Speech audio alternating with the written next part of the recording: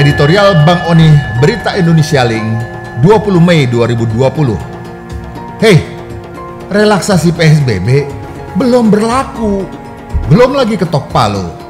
Tapi relaksasi PSBB terdengar sudah diberlakukan, sehingga masyarakat mulai longgar menjaga protokol kesehatan.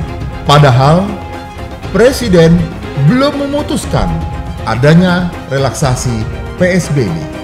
Rencana relaksasi PSBB mulai mengemuka ke publik setelah sejumlah pejabat pemerintah pusat sudah mengklaim bahwa tren COVID-19 sudah menurun. Namun, penurunan itu bisa saja naik kembali apabila aturan PSBB tersebut banyak dilanggar oleh masyarakat. Nah, gaung wacana relaksasi atau kelonggaran PSBB ini akhirnya ditanggapi masyarakat bahwa kita sudah bisa beraktivitas seperti biasa. Oleh karena itu, lihat saja, setelah public transport beroperasi kembali, bandara penuh, tidak ada jaga jarak di sana. Pasar penuh, tidak ada jaga jarak dan banyak juga yang tidak pakai masker. Kemudian di jalan-jalan, lihat saja, roda 4, roda 2 seperti normal kembali. Jalan raya ramai. Nah, yang paling anyar lagi, bahwa mal rencananya akan dibuka kembali di bulan Juni. Dan Menteri BUMN Erick Thohir juga berkata, pegawai BUMN yang berusia 45 tahun akan mulai bekerja kembali di akhir bulan Mei. Namun Menko Erlangga Hartarto berbeda. Ia mengatakan bahwa rencana relaksasi PSBB masih dikaji oleh pemerintah.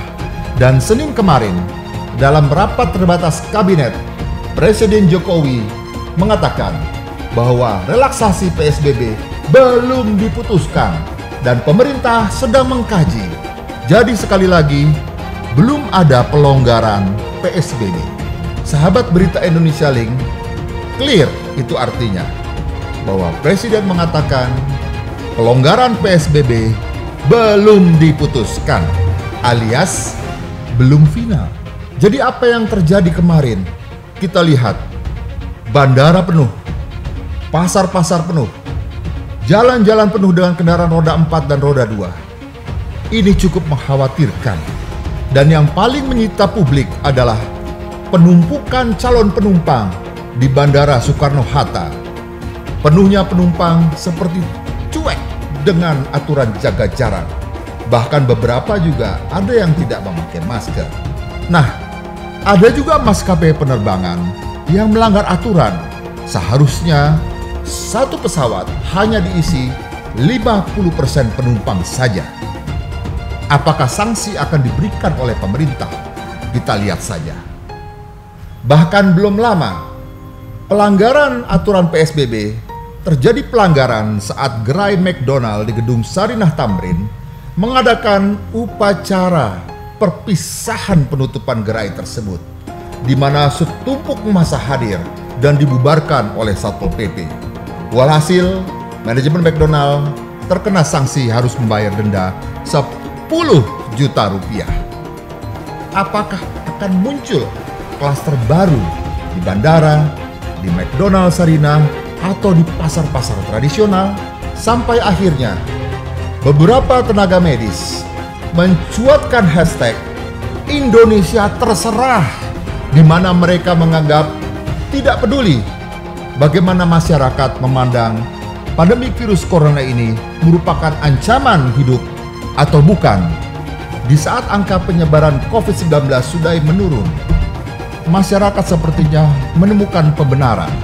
Mereka yang merindukan kebebasan karena sudah berbulan-bulan di rumah, pergi keluar rumah bersama keluarga, khususnya di waktu berbuka puasa untuk mencari camilan atau makanan malam mereka. Ya, sahabat Berita Indonesia Link, berbagai alasan pun dikemukakan. Mulai dari jenuh, stres di rumah, rindu keluar rumah, rindu bertemu teman-teman, rindu bertemu saudara. Akhirnya masyarakat pun keluar Dengan alasan-alasan tersebut, tanpa kadang harus peduli bagaimana wajib tetap menjalankan protokol kesehatan. Ya, Bang Oni setuju bahwa PSBB sangat berpengaruh kepada perekonomian. Tapi bukan berarti dengan adanya relaksasi PSBB, semua serta-merta bisa dilakukan dengan bebas. Nah, di sini pemerintah harus benar-benar menghitung. Jangan sampai pelonggaran PSBB justru akan menjadi bumerang. Kita belum tahu sampai kapan virus corona ini akan berakhir. Sebab itu, azas kehati-hatian pemerintah untuk membuat keputusan adalah suatu keniscayaan. Dan jelang Lebaran ini, bagi Anda yang ingin berbelanja untuk kebutuhan Lebaran, Anda bisa pergi ke pasar, tapi mencari bagaimana tidak terdapat banyak kerumunan. Cari pasar-pasar yang memang mempunyai jarak antara pembeli dan penjual. Atau paling gampangnya, Anda bisa belanja online.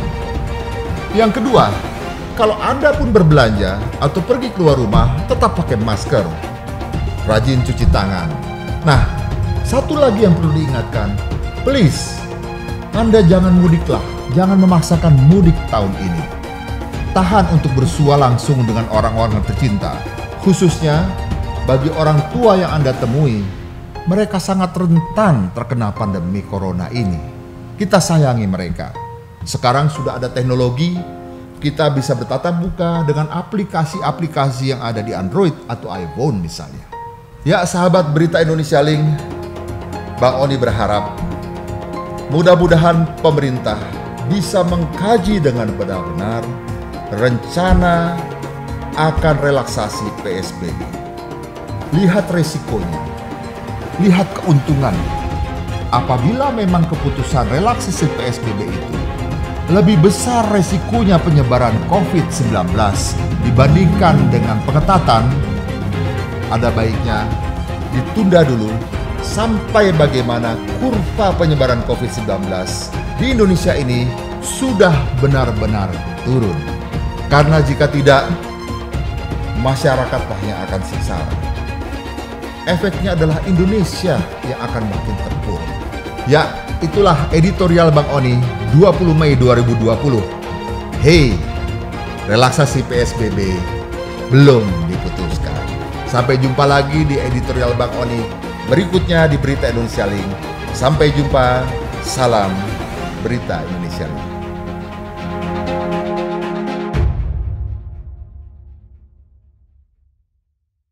Dapatkan update video terbaru beritaindonesia.link dengan cara subscribe lalu klik tombol lonceng dan ikuti semua sosmed kami. Jangan lupa ya.